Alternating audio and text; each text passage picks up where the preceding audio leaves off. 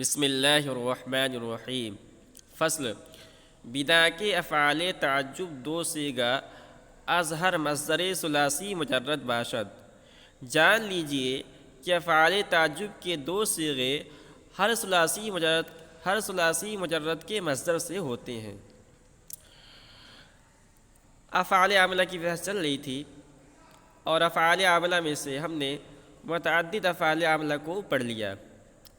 افعال عاملہ میں سے ایک ہے افعال تعجب۔ افعال تعجب ان افعال کو کہتے ہیں جو انشاء تعجب کے لیے وضع کیے گئے ہوں۔ افعال تعجب ان افعال کو کہتے ہیں جو انشاء تعجب کے لیے وضع کیے گئے ہیں۔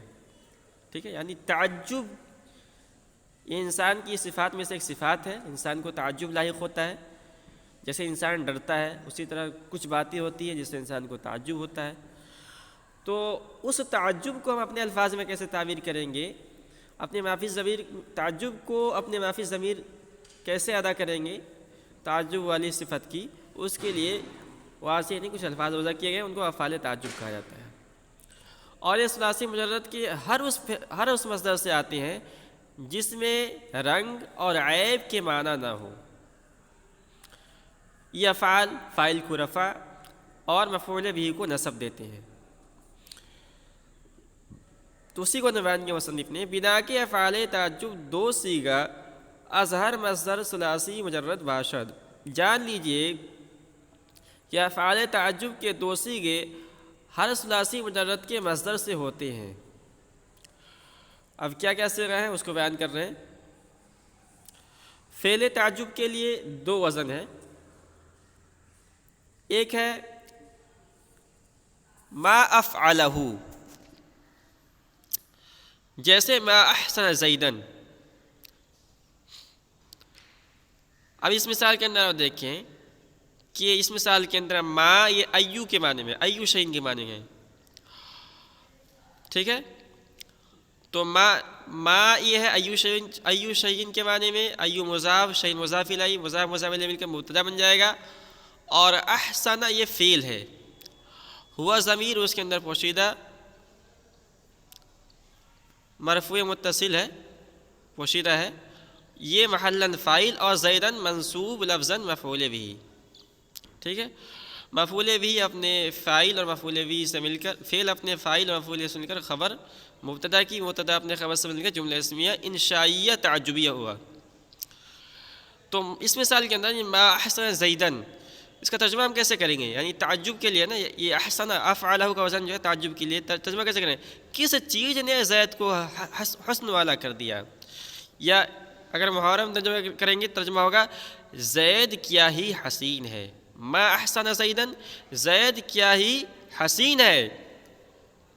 تو اس مثال کے اندر جو ہے احسنہ، اس میں تعجب کا معنی اس لیے پیدا ہوا اس لیے کہ یہ افعلہ کے وزن پر ہے، ما افعلہ کے وزن پر ہے، جو واضح نے تعجب کے لیے وضع کیا ہے۔ دوسرا صیغہ ہے افعل بھی، جیسے احسن بزیدن۔ تو اس کا ترجمہ ہم کریں گے زید حسن والا ہو گیا، اور اگر محاورہ ترجمہ کریں گے تو زید کیا ہی حسین ہے۔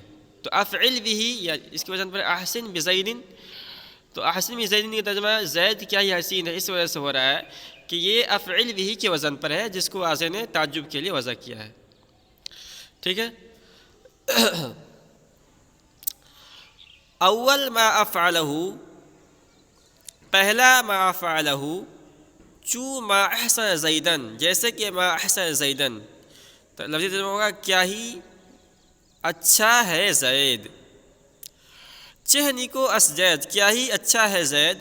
تقدیرش ایو شیء احسن زیدن، اس کی تقدیر عبارت یہ ہے ایو شیء احسن زیدن، ما جو ہے ایو شیء کے معنی میں ہے، اور احسن زیدن یہ تو ہے ہی۔ تو کہہ رہے ہیں کہ ما بمعنی ایو شیء اصل، ما یہ ایو شیء کے معنی میں ہے، در محل رفع و ابتدا، کہہ رہے ہیں کہ یہ مبتدا ہونے کی وجہ سے محل رفع میں ہے، ٹھیک ہے۔ وَأَحْسَنَ در محل رفع خبر مبتدا، اور احسن مبتدا کی خبر مبتدا کی خبر ہونے کی وجہ سے محل رفع میں ہے۔ وفاعل حسنہ ہوا اصدر مستتر، اور احسنہ کا فاعل ہوا ہے جو اس میں پوشیدہ ہے۔ وزیدن مفعول بہ، اور زیدن مفعول بہ ہے۔ دوم افعل بہ، دوسرا افعل بہ، چوں احسن بزیدن، جیسے احسن بزیدن۔ احسن صیغہ امر است بمعنی خبر، احسن امر کا صیغہ ہے خبر کے معنی میں۔ تقدیرش احسن زید ای سار ذا حسن، اس کی تقدیر ہے احسن زید یعنی سار ذا حسن یعنی وہ حسن والا ہو گیا۔ و با زائدہ است، اور با زائدہ ہے۔ تو یہ افعال عاملہ کی بحث پوری ہوئی۔ اب تک ہم نے جو کچھ پڑھا ہے اس کا ہم خلاصہ کر لیتے ہیں۔ تو ہمارے ساتھ یہ نقشہ ہے۔ سب سے پہلے ہم نے جانا تھا کہ عامل کی دو قسمیں، عامل لفظی، عامل معنوی۔ پھر عامل لفظی کی تین قسمیں تھیں، ایک تھا حروف عاملہ، اس کو ہم نے تفصیل کے ساتھ پڑھ لیا۔ دوسرا افعال عاملہ جو ہم پڑھ رہے تھے۔ تو افعال عاملہ میں ہم نے کیا پڑھا؟ سب سے پہلے فعل معروف کو پڑھا، فعل مجہول کو پڑھا، اس کے بعد افعال ناقصہ کو پڑھا، اس کے بعد افعال مقاربہ کو پڑھا، پھر افعال مدح و ذم کو پڑھا، اور آخر میں افعال یعنی فعل تعجب کو پڑھا۔